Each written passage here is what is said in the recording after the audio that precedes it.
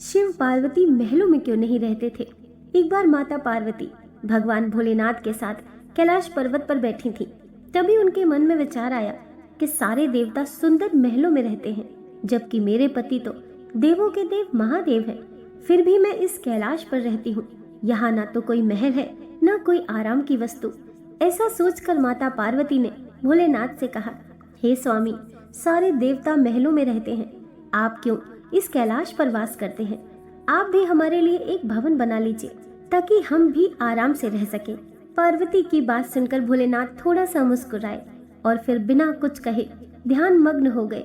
माता पार्वती को भोलेनाथ का ये व्यवहार कुछ ठीक नहीं लगा, किंतु वह बिना कुछ कहे वहां से चली गईं। जब महादेव अपने ध्यान से निकले तो माता ने फिर से भोलेनाथ से कहा, हे प्रभु, मेरा भी मन है कि मैं अन्य देवताओं की भांति महल में रहूं। आप भी मेरे लिए एक भवन बनवा दीजिए।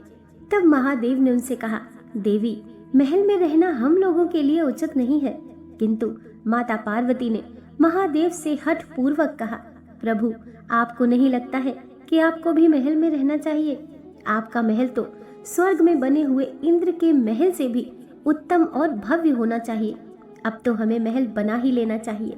महादेव ने माता पार्वती को बहुत समझाया। वे बोले, देवी, हम तो ठहरे योगी, खुले में रहने वाले हैं। हमें भवन का वातावरण रास नहीं आएगा। हमें तो महल में चैन ही नहीं मिलेगा, क्योंकि महल में रहने के बड़े नियम और बंधन होते हैं। किंतु माता ने मन में विचार कर लिया था कि अब महलों के बिना वे नहीं मानेंगी।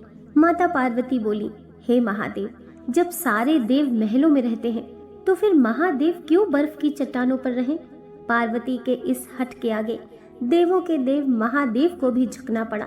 तब उन्होंने इस कार्य के लिए स्वर्ग से विश्वकर्मा जी को बुलवाया और उन्हें ऐसा महल बनाने को कहा जो तीनों लोकों में किसी का ना हो।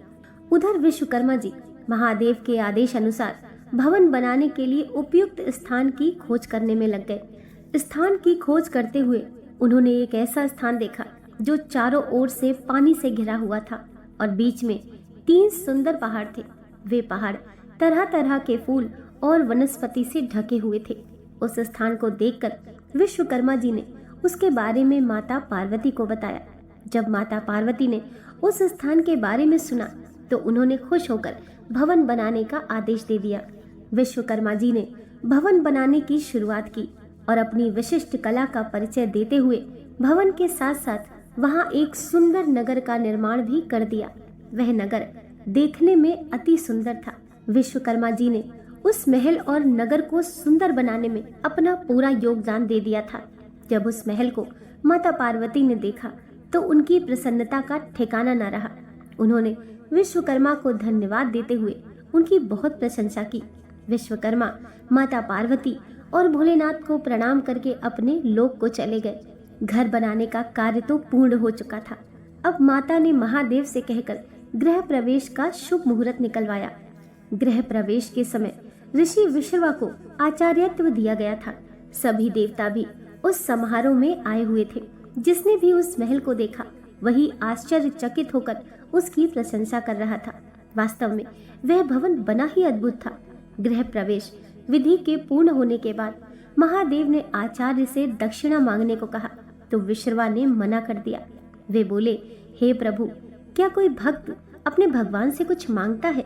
ऐसा करके तो मैं पाप का भागी बन जाऊंगा। मुझे कोई दक्षिणा नहीं चाहिए। ये कहकर ऋषि विश्रवा जाने लगे तो महादेव ने कहा, हे ऋषिवर, आपको दक्षिणा तो लेनी पड़ेगी। जब तक आचार्य को दक्षिणा ना दी जाए तब तक कोई शुभ कार्य पूरा नहीं होता है। महादेव की माया ऋषि विश्रवा का मन उस नए बने हुए नगर पर आ गया।